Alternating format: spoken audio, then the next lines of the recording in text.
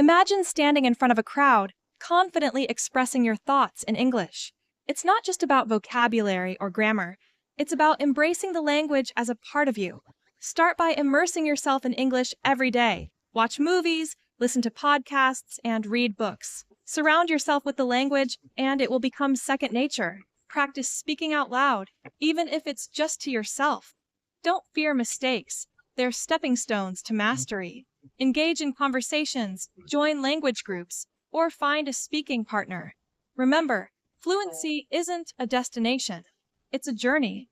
Celebrate small victories, like nailing that tricky pronunciation or understanding a joke in English.